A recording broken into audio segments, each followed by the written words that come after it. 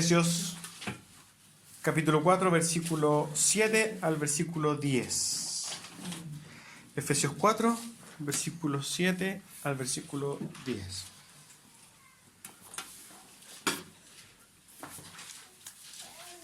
Cuando lo encuentre, se pone en pie para que leamos junto la palabra de Dios. Amén.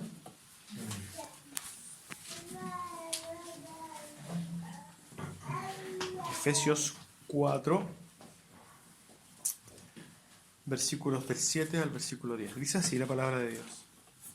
Pero a cada uno de nosotros fue dada la gracia conforme a la medida del don de Cristo. Por lo cual dice, subiendo a lo alto, llevó cautiva la cautividad y dio dones a los hombres.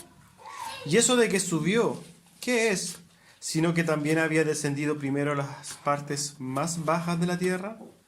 El que descendió es el mismo que también subió por encima de todos los cielos para llenarlo todo. Toma asiento. Un pasaje difícil de comprender.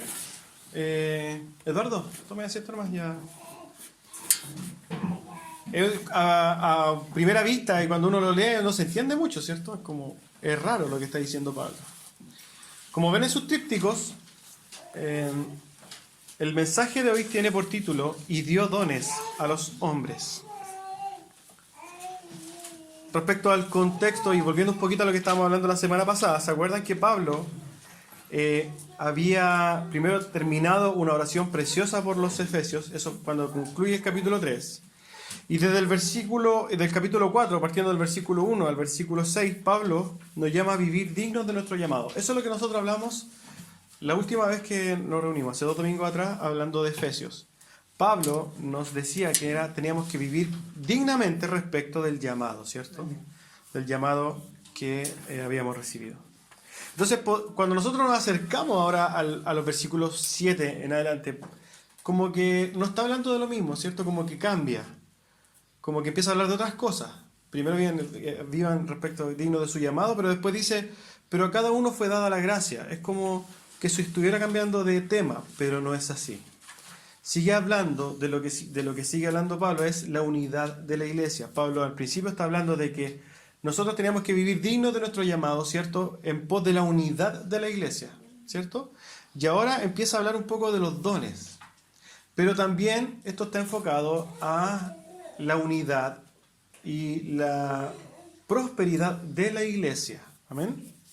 Entonces, cuando nos vamos nosotros un poquito al texto, vemos lo que dice. Dice así, pero a cada uno de nosotros fue dada la gracia conforme a la medida del don de Cristo.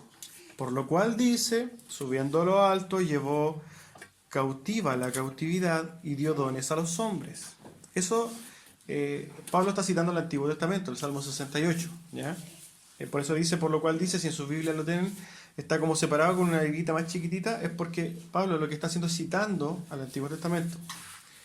Versículo 9, y eso de que subió, ¿qué es?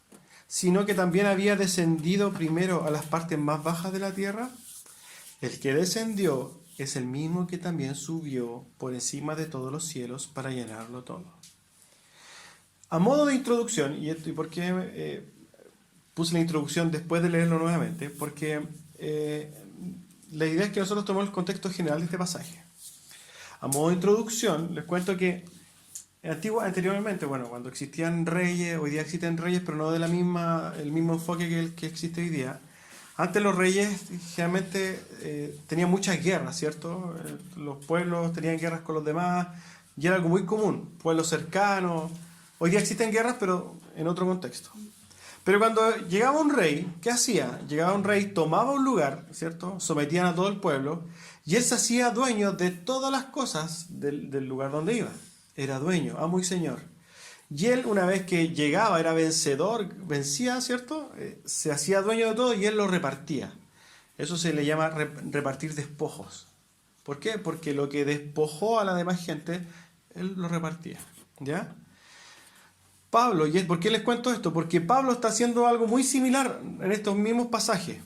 A primera vista es muy difícil entenderlo, pero Pablo está diciendo lo mismo.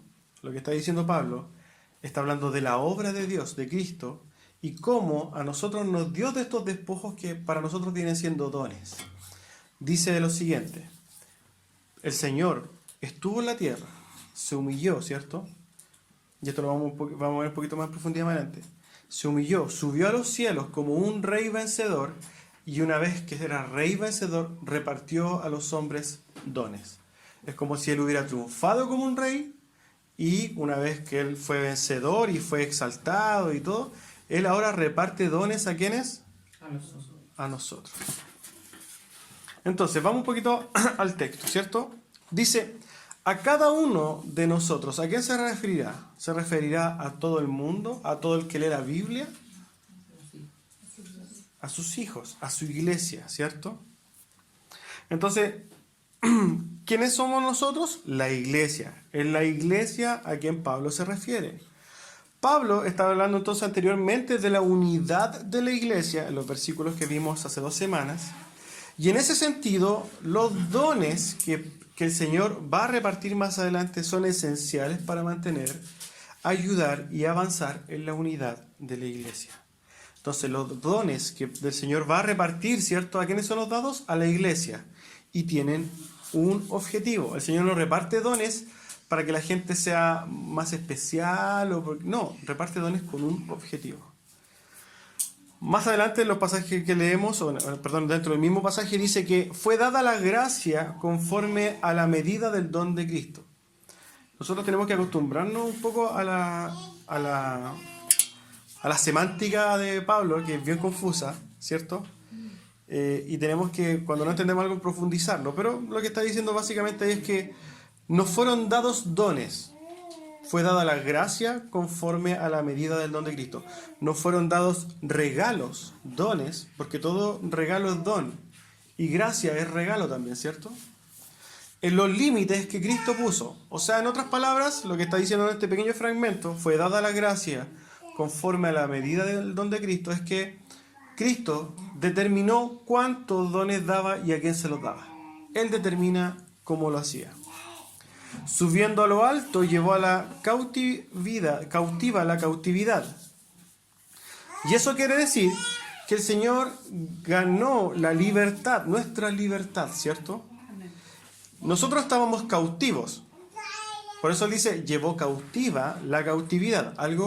La cautividad era algo en lo que nosotros estábamos. Nosotros éramos cautivos, esclavos. ¿Y esclavos de qué éramos? Del pecado, de nuestra maldad, ¿cierto? Esclavos de la muerte misma y esclavos de Satanás. Cuando Cristo vence en esa cruz, ¿cierto? Lo que está diciendo Él, elimina esa cautividad y nosotros ya no somos esclavos, somos libres, ¿cierto? Entonces somos libres de nuestros pecados, somos libres de la muerte, somos libres de Satanás. Somos libres, hermanos. ¿Ya? Dentro de los mismos pasajes, y aquí estoy hablando de algunos temas respecto del pasaje mismo, dice, y eso de que subió, ¿qué es? Sino que también había descendido primero a las partes más bajas de la tierra. Muchos dicen que ocupan este pasaje para decir que el Señor una vez que murió descendió al infierno. Y yo creo que todos teníamos eso un poquito en la mente. Pero lo que estaba hablando Pablo aquí no se refiere a eso. Lo que está diciendo Pablo es que cuando habla de que descendió primero a las partes más bajas de la tierra, está hablando de la humillación que Cristo sufrió en la tierra. Vino y se hizo el más pequeño, el más miserable, ¿cierto? Dice así, el más miserable ser de la tierra. ¿Por qué? Porque Él se humilló siendo Dios. A eso se refiere. No se refiere a que el Señor descendió al infierno, ni mucho menos. Está hablando Pablo, y esta es la semántica de Pablo, está refiriéndose a esto, a la humillación de Cristo al momento de ser crucificado y colgado en una cruz, ¿cierto? Dice, el que descendió, ¿quién fue el que descendió? Cristo. Es el mismo que también subió por encima de todos los cielos para llenarlo todo. Entonces Cristo, como ya el exaltado Salvador, ¿cierto?, llena todo el universo con bendiciones, o si se prefiere, con dones. Los mismos dones que había ganado en la cruz. A modo de resumen, entonces. Lo que tratan los pasajes, y aquí estamos hablando del significado del pasaje, estamos solamente hablando del significado del pasaje, es Cristo descendió a la tierra, y estamos cambiándolo para que se entienda. Cristo descendió a la tierra, se humilló, venció al pecado en la cruz, venció el pecado, la muerte y a Satanás. Llegó al cielo como un vencedor y fue glorificado, y en ese poder y grandeza repartió dones a los hombres conforme Él lo quiso en su voluntad. Si nosotros parafraseáramos, si nosotros cambiáramos las palabras para darle sentido al texto, eso es lo que está diciendo Pablo. El Señor Jesucristo se humilló a sí mismo, vino a la tierra, ¿cierto? Fue colgado en una cruz para pagar ¿qué? Nuestros pecados, nuestra maldad, la esclavitud, para librarnos de la esclavitud. El Señor vino para librarnos de la esclavitud. Nosotros como hijos de Dios ya no somos esclavos ni del pecado, ni de la muerte, ni de Satanás. Y el Señor cuando llevó cautiva esta cautividad, cuando el Señor nos hizo libres, fue al cielo, dice, descendió a lo alto para llenarlo todo en todo, ¿cierto? Y ahí el Señor fue exaltado, glorificado, y en ese momento el Señor repartió dones a los hombres. Eso es lo que está diciendo Pablo, ¿ya? Y la última parte, y esto es lo que nosotros nos vamos a enfocar, que nosotros lo vamos a sacar desde el segundo versículo que vimos, es que dio dones a los hombres, y en eso nos vamos a enfocar hoy día. Ya sabemos que en el contexto general de los pasajes está hablando de la obra de Cristo y de que Él en esta obra nos dio dones. Y aquí entramos en lo que a nosotros nos tiene que ver como receptores de los dones, ¿ya? Y vamos a hablar un poquito entonces de los dones. Lo primero es que algunos no saben qué son los dones, entonces lo primero que vamos a definir es ¿qué son los dones? Los dones son habilidades especiales que Dios regala a sus hijos para la edificación de su iglesia. Debemos entonces también usarlos para bendecirnos los unos a los otros y construir juntos una iglesia fuerte que honra a Dios. Dios los da a sus hijos, a la iglesia, para capacitarlos a trabajar juntos por el crecimiento de la iglesia. Deben usarse con unidad de propósito por el bien común. El deseo principal debe ser siempre que Cristo sea glorificado, ¿ya? Hay que considerar que el don significa regalo, ¿cierto? Y en ese sentido, tenemos que tener claro que los dones no son producidos por algo que haya en nosotros. No, los dones son regalos de Dios, ¿ya? 1 Corintios 12 dice así en el versículo 4. Ahora bien, hay diversidad de dones, pero el Espíritu es el mismo. Y hay diversidad de ministerios, pero el Señor es el mismo. Y hay diversidad de operaciones, pero Dios, que hace todas las cosas en todos, es el mismo. Nosotros entonces podemos tener diversidad de dones, podemos tener ministerios y podemos tener muchas operaciones, pero Dios es el que hace todo. Amén. Es Dios el que da todo. Amén. Entonces, tenemos que empezar tratando de meter un poquito a los dones. Hay mucho que decir respecto de los dones, ¿ya? Primero tenemos que, y antes voy a nombrarles los dones que hay, y yo creo que algunos los conocen, pero vamos a hablar primero de algunos dones que ya cesaron, que ya no están vigentes, ¿ya? Primero, tenemos que definir qué significa que cesaron, ¿cierto? Que ya no están. Y para eso nosotros tenemos que, esta palabra que se usa está muy de moda hoy día, sobre todo en el círculo reformado y de las personas que atacan a los reformados, que dicen, no, que son cesacionistas, que cesaron. Bueno, esto viene de la confesión de fe de Westminster o la confesión de fe bautista, donde de la Sagrada Escritura dice, las Santas Escrituras son muy necesarias, habiendo cesado ya las maneras anteriores por las cuales Dios revela su voluntad a su pueblo. Lo primero que tenemos que entender, primero, ¿qué significa que cesaron? Significa que en un momento del tiempo hay ciertos dones que Dios utilizó, pero que ya no está utilizando, que ya no están vigentes, que ya Dios dejó de usarlos en su soberanía, ¿cierto? Estos dones que ya no están son los siguientes.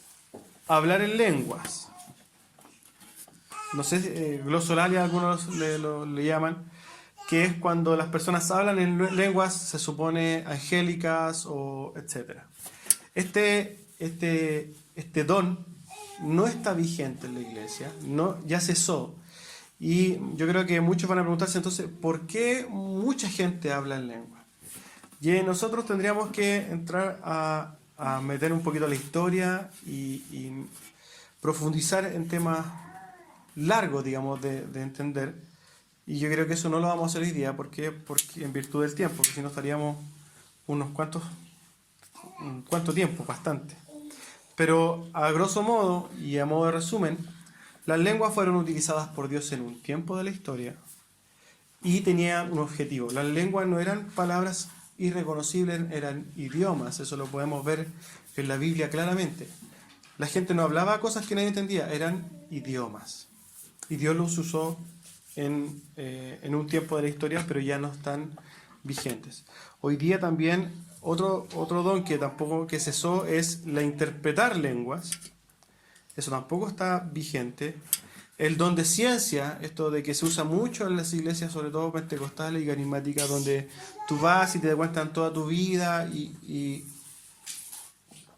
como que la persona tiene poderes sobrenaturales de conocer toda tu vida, eso tampoco está vigente.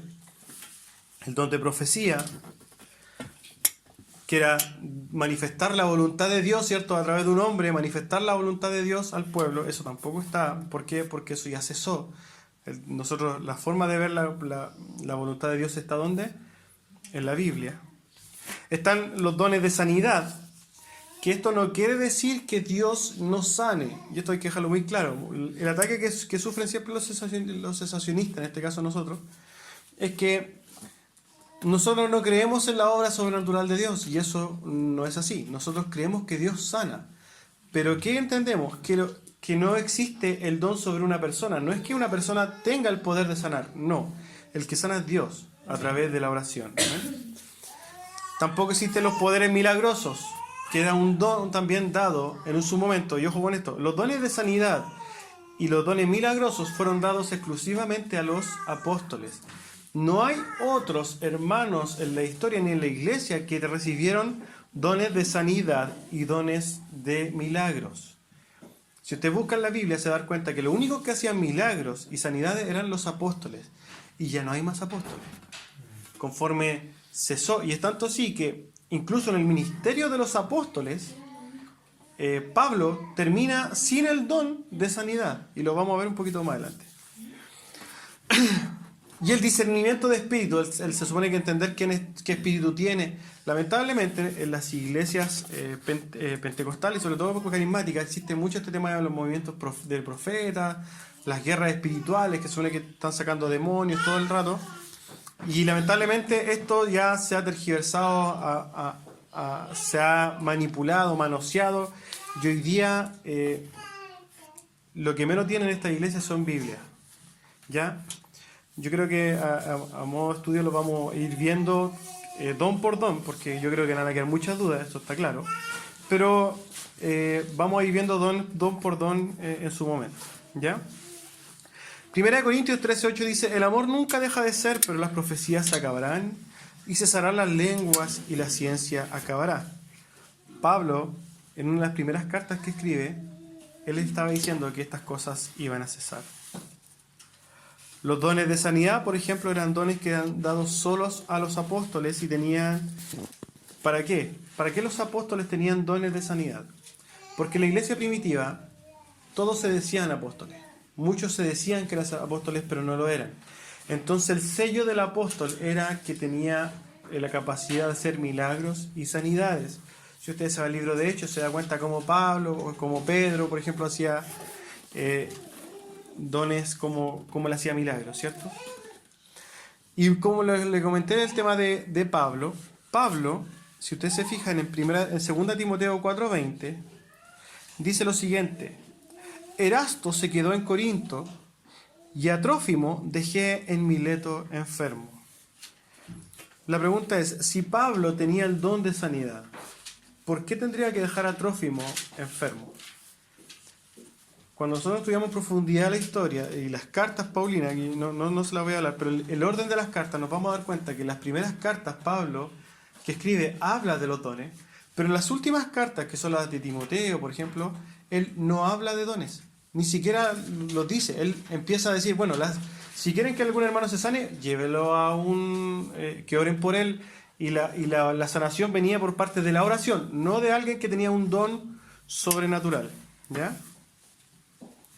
Entonces, ¿cuál es el problema con estos dones que ya se sanan? Y aquí hay un problema, si nosotros nos damos cuenta, estos son puros dones sobrenaturales. Son todos superpoderes, ¿cierto? Si nosotros nos damos cuenta y del contexto en el que veníamos, las personas que se supone, entre comillas, tenían estos poderes eran vistos como supernaturales, como super espirituales. Y el movimiento pentecostal que nace y tiene este nombre, ¿por qué? Porque quiere traer lo que pasó en Pentecostés a la época, digamos, de ahora. Por eso se llaman pentecostales. Ellos quieren traer estos dones sobrenaturales y es por eso que ha tenido un boom. ¿Por qué? Porque a la gente le gustan estas cosas sobrenaturales. Si usted, por ejemplo, ve la historia de la iglesia pentecostal, sobre todo con el ministerio de William Seymour, se da cuenta que esa iglesia estaba llena. ¿Por qué? Porque se supone que habían dones de lengua, dones, todo era sobrenatural, sanaciones, etc. Pero esto es lo mismo que le pasó al Señor Jesucristo cuando Él multiplicó los panes y los peces, ¿cierto? Y Él una vez de eso cruza el mar y al otro lado del mar lo estaba siguiendo la multitud y el Señor se da vuelta y le dice, ustedes no me siguen a mí, ustedes andan detrás de los panes y los peces, andan detrás de los milagros. Y ustedes se dan cuenta que estas iglesias están llenas de gente detrás de los milagros. Es por eso que existen estos tipos como Benny Hinn, que venden esta sobrenaturalidad y usted se da cuenta que esos estadios están llenos. Y él habla pura herejía, pero como se supone que hace milagros, esos lugares, estadios se repletan. ¿Ya? Lo mismo hace Cachiluna, que hacen también esta noche de sanidades, cosas así. Bueno, esto es lo que usa Satanás para confundir a las personas. Entonces, ¿cuál es el problema también que sucede también en estas iglesias que promueven esto? Las personas buscan estos dones para jactarse o autoexaltarse o para decir, bueno, aquí estoy yo, el sobrenatural, el que yo tengo otra unción. Estas cosas siempre se ven, que yo tengo otro poder, se supone otro estándar espiritual. Watchman Nee siempre se caracteriza por decir que se supone que mientras tú tienes un llamado, tú tienes un poder sobrenatural, una sobreunción, y estas son mentiras de Satanás. En la iglesia hoy día carismática ustedes pueden ver que existen hasta cursos para entrenar sus dones, y a nosotros nos enseñaron en su momento eso, que nosotros teníamos que trabajar en pos de los dones, teníamos que activar los dones. Puras cosas que están totalmente sacadas fuera de contexto. La verdad, dentro de todo, si nosotros nos vamos al corazón de este problema, es que todos quieren ser sobrenaturales. Todos quieren tener poderes sobrenaturales, pero nadie quiere morir a sí mismo. Si nosotros nos vamos a dar cuenta que después vamos a ver los dones que realmente están vigentes, y los dones que están vigentes son dones que demandan esfuerzo, que demandan morir a nosotros mismos, que demandan sufrir, ¿por qué no? Que demandan cansarse. Estos no, estos que hacen en el hombre dan fama. Estos son dones que de alguna forma exaltan al hombre y los otros, los que están vigentes, no. Hoy día existen muchos pastores, pseudoapóstoles y pseudoprofetas que hacen giras de sanidades. Nosotros los vimos también en nuestra iglesia, que venían y alargar los pies, alargar los dedos. Lamentablemente la iglesia está acostumbrada a eso. Que usted tenía pie plano, ya no va a tener pie plano, que aquí llueve oro, un montón de tonteras que la gente va a divertirse a la iglesia, pero no se pierde totalmente el sentido de la iglesia.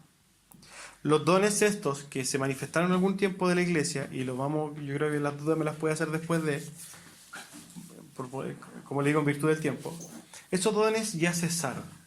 Ahora, la postura cesacionista, y quiero dejarle claro, que nosotros somos confesionalmente cesacionistas. ¿Qué quiere decir que usted es cesacionista? No quiere decir esto que Dios en su soberanía puede hacer cualquier cosa, porque sí la puede hacer. lo que deja claramente establecida la postura cesacionista es que el don no está en un hombre. No es que un hombre tenga o posea el don de sanidad. Dios puede sanar, sí, pero no el hombre. ¿Ya? Asimismo, con todos estos dones sobrenaturales. ¿Dios puede hacer milagros? Sí puede hacer milagros, pero no es el hombre el que tiene el poder del milagro. ¿Se entiende esto? Amén. Por eso somos cesacionistas. Efesios 4:12. Vamos a hablar de los dones en el cuanto tienen un objetivo. Los dones tienen un objetivo y ese objetivo es edificar la iglesia. Efesios 4:12, que lo vamos a ver la próxima semana, dice: a fin de capacitar al pueblo para la obra del servicio, para edificar el cuerpo de Cristo. Entonces, ¿cuáles son los dones vigentes? No vamos a ver todos los dones vigentes, pero vamos a ver los más importantes. Si usted quiere anotar y quiere ver dónde aparecen los dones, 1 Corintios 12, del 4 al 11. Y también en el versículo 28 de 1 Corintios 12. También en Romanos 12, versículo 6 al versículo 8. ¿Dónde están capítulos donde están los dones? 1 Corintios 12, versículo 4 al 11, y también en el versículo 28. Romanos 12, versículo 6 al 8, así que usted después lo ve en su casa para que lo estudie más a profundidad. Y Efesios 4, 7 al 13, de aquí lo que estamos hablando, pero en dos partes. Romanos 12, versículo 6 al versículo 8. Aquí vamos a ver los dones que están vigentes, hermanos. Primero, y no vamos a ir, esto no voy en orden jerárquico, solamente los voy a nombrar. El don de sabiduría, ¿cierto? La sabiduría, esta es la misma sabiduría que pide Pablo, de que nosotros podamos ser más sabios. Es un don que da Dios, ¿cierto? La sabiduría va más allá de la sabiduría humana, ¿ya? Es una capacidad que da Dios de comprender las cosas y de poder tomar decisiones en base a la voluntad de Dios. Ese es un don vigente. El don de fe, el cual se divide en dos cosas: la fe salvífica y la fe que vamos a llamar normal. La fe, cuando usted fue salvo, ya recibió el primer don de la fe, ¿cierto? Efesios, que lo vimos en el capítulo 2, porque la fe es un don de Dios. Eso es para la salvación. Pero aparte existe el otro don de fe, que algunos lo dividen, pero tiene que ver con este don de poder confiar profundamente y totalmente en las promesas de Dios.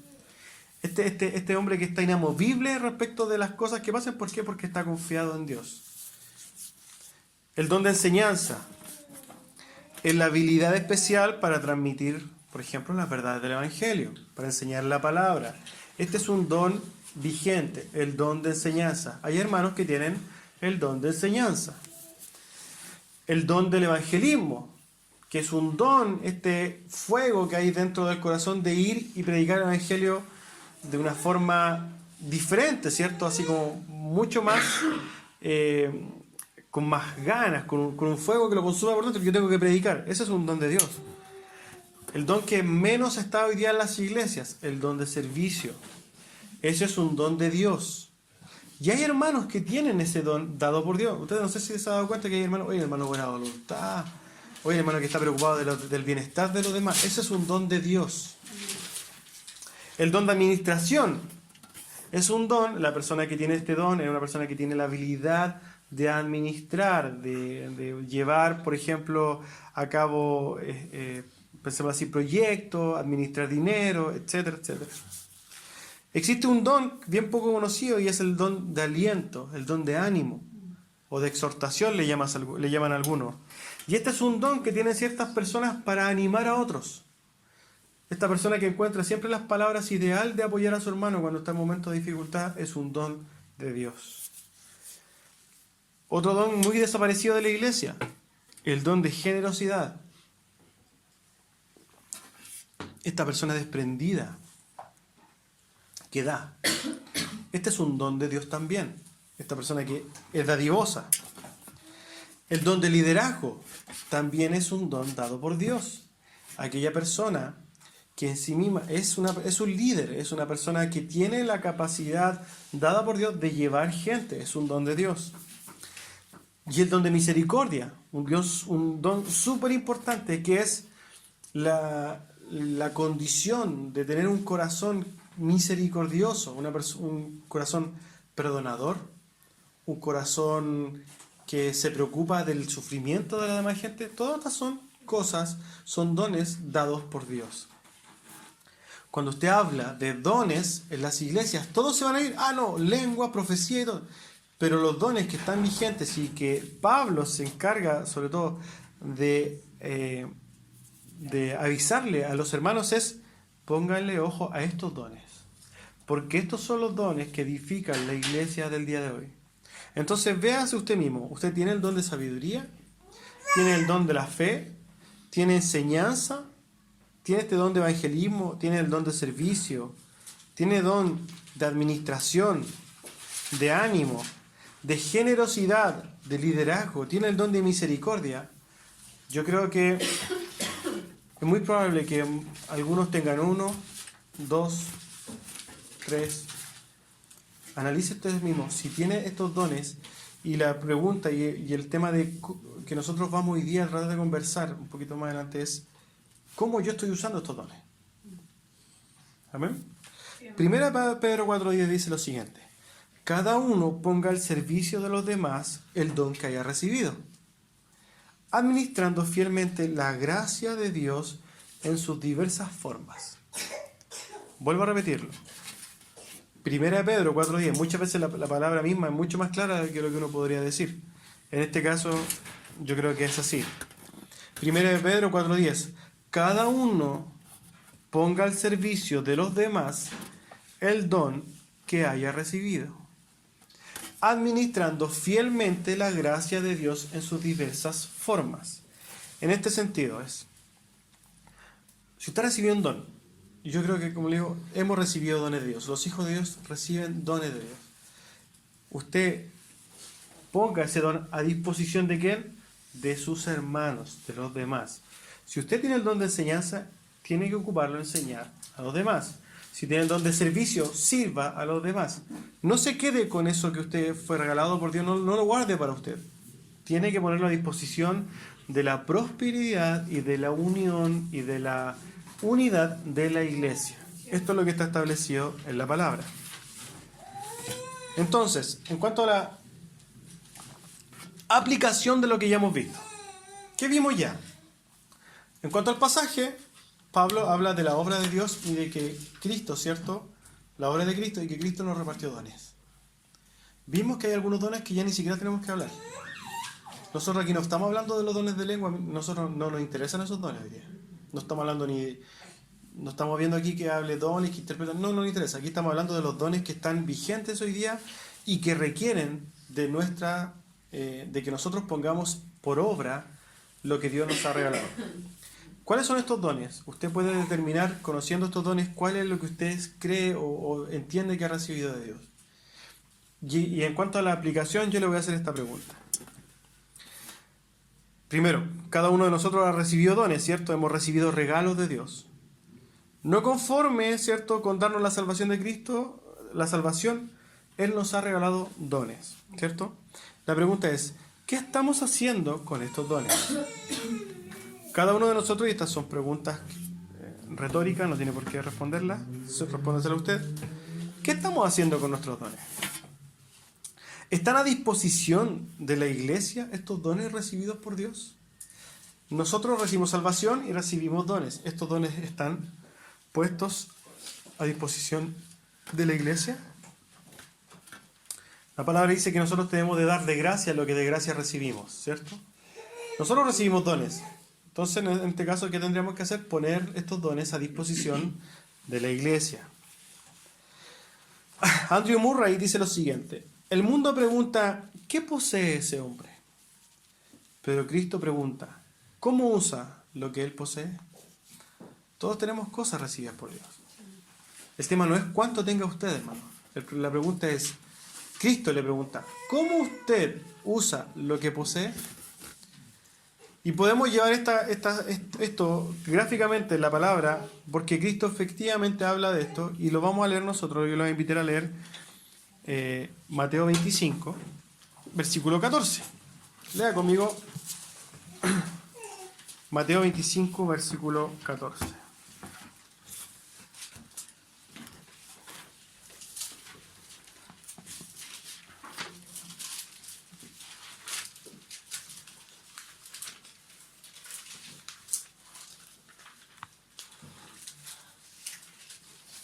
Si usted, es muy probable que tenga ahí un título, ¿cierto?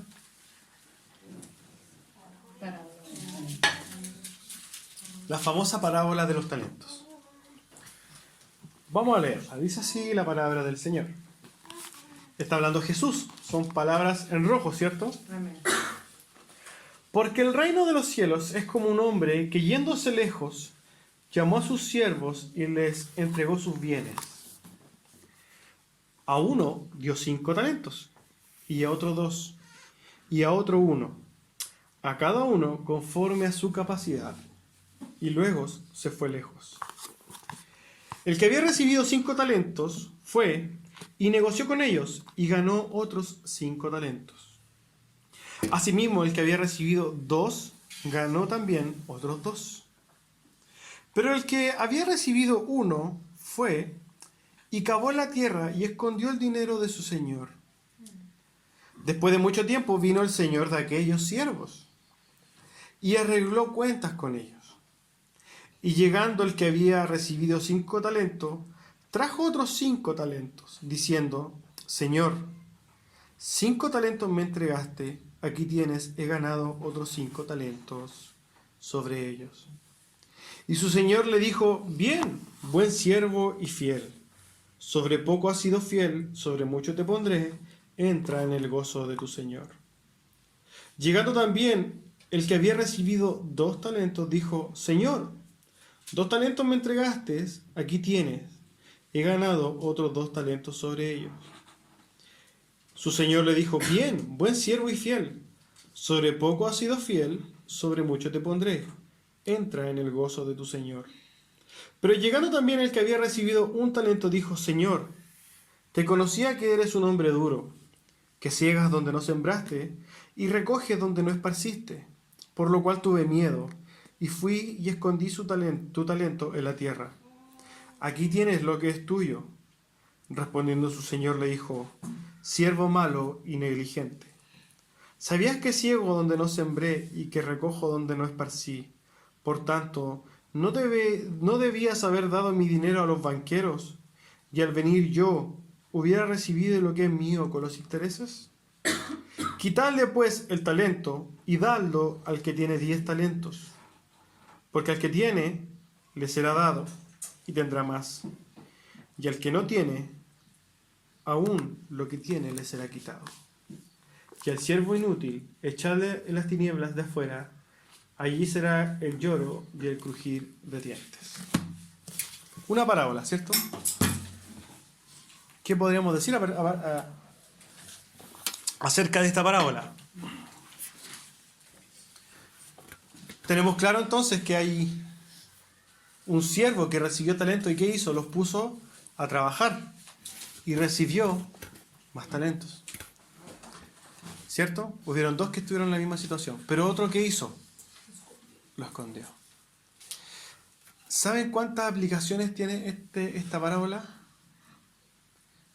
Muchas parábolas, o sea, muchas aplicaciones. Lo podemos ver, por ejemplo, en la misma iglesia.